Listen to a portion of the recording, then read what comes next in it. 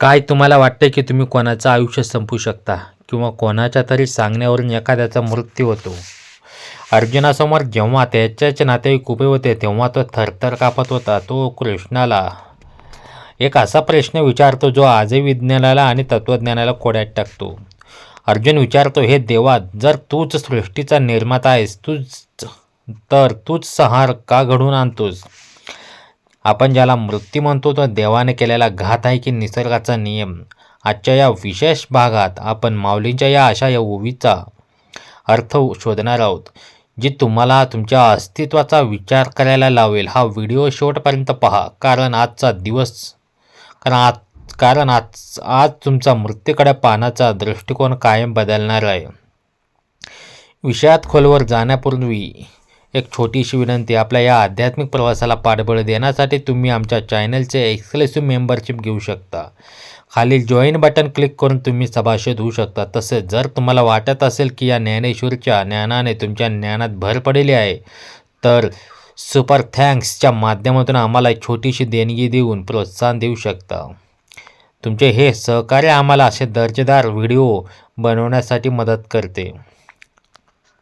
या रसाळ चर्चेत सहभागी होण्यापूर्वी किंवा होण्यासाठी चॅनलला सबस्क्राईब करा, बेल आयकॉन दाबा, कॉमेंट्समध्ये रामकृष्ण हरी लिहायला विसरू नका. हो का सांप्रत ऐसे झाले जे हे जन्ममृत्यू तुवा सृजिले आणि नाशू पावे नाशिले तुझेनी काही. कुरुक्षेत्रावर युद्ध पेटलंय, अर्जुन मोहग्रस्त झालाय. श्रीकृष्ण त्याला सांगत आहे की अरे अर्जुना, तू कोणाला मारणार आहे? आत्मा तर अमर आहे. त्यावर अर्जुन गोंधळून जातो आणि ही ज्ञानेश्वरीतल्या दुसऱ्या अध्यायातील 97वी ओवी विचारते. अर्जुन या ओवीत विचारतो, देवा हे आत्ताच असं कसं झालंय? म्हणजे हो का सांप्रत ऐसंच झालंय? तू म्हणतोस की तू निर्माता आहेस, मग हे जन्म आणि मृत्यूचं चक्र तूच निर्माण केलं आहेस का?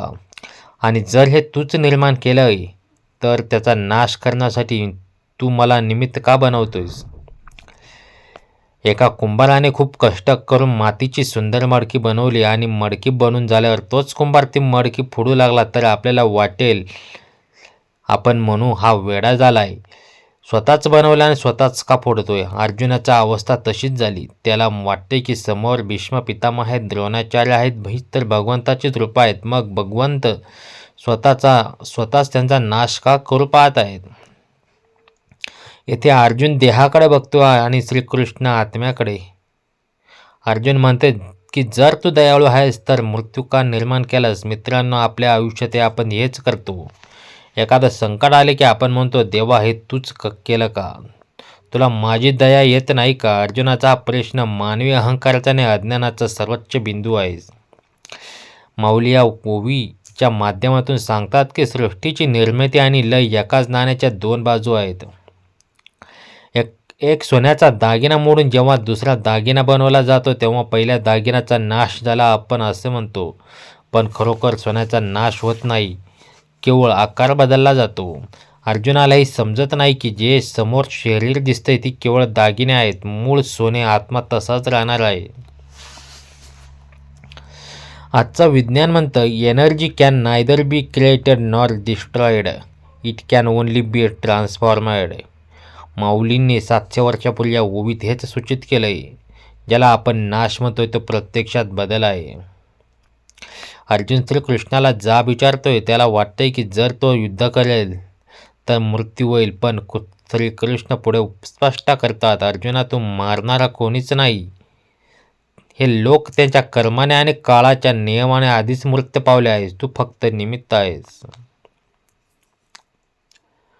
आता ही ओवी आपल्याला रोजच्या जगण्यात कशी लागू होते? आता या प्रवासात आपण महत्त्वाच्या वळणावर आलो आहोत. पहिले म्हणजे भीतीवर विजय मिळवतो. आपण मृत्यूला घाबरतो कारण आपल्याला वाटतं की सर्व काही संपणार आहेत, पण ज्ञानेश्वरी सांगते नाश हा केवळ बाह्य रूपाचा असतो. तुमची सत्कर्म, तुमचा विचार आणि तुमचा आत्मा कधीच मरत नाही. अनेकदा आपल्याला वाटतं की मी घर चालवते, मी मुलांचं करिअर घडवलं, माझ्यामुळे हेच झालं. अर्जुनालाही वाटत होतं की मी मारलं तरच मरतील. देवाने हे जन्म मृत्यू आधीच सृजिले केल्या आहेत. आपण फक्त आपला रोल प्ले करायचा असतो. जेव्हा आपण हे स्वीकारतो की मृत्यू हे ज्ञानेश्वर नियोजनाचे एक चक्र आहे, तेव्हा आपण शोक करणे थांबवतो. प्रिय व्यक्तींच्या जाण्याने होणारे दुःख हे शरीराच्या आसक्तीमुळे असते, आत्म्याच्या विरहामुळे नाही. या ओवीचा सारांश असा आहे की आपण ज्याला विनाश समजतो ती प्रत्यक्षात ईश्वराची नवनिर्माणाची प्रक्रिया आहे. जुने गेल्याशिवाय नवीन येणार नाही, पानगळ झाल्याशिवाय वसंत येणार नाही. म्हणूनच अर्जुनाचा प्रश्न आपल्याला शिकवते की सृष्टीच्या चक्रावर शंका घेण्यापेक्षा त्या चक्रातील आपलं विहित कर्म आपलं प्रामाणिकपणे केलं पाहिजे. मित्रांनो, ज्ञानेश्वरच्या या एका ओवीने जर अर्जुनाचं मत परिवर्तन होऊ शकतं तर आपल्या जीवनातील सकारात्मक बदल नक्कीच होऊ शकतो. तुम्हाला अर्थ कसा वाटेला? तुमच्या मनातही कधी असा प्रश्न आला आहे का की देवाने मृत्यू का बनवला? कमेंट्समध्ये नक्की चर्चा करा. जर हा व्हिडिओ तुम्हाला माहितीपूर्ण वाटला असेल तर तुमच्या किमान 5 मित्रांना हा व्हिडिओ शेअर करा. अशाच सखोल आध्यात्मिक विषयांसाठी आपल्या चॅनलला सबस्क्राईब करायला विसरू नका. पुढच्या भागात आपण पाहणार आहोत की श्रीकृष्ण अर्जुनाच्या शंकेचे निवारण कसं करतात. तोपर्यंत रहा आमच्या चॅनेलसोबत. रामकृष्ण हरी. जय हरी माऊली.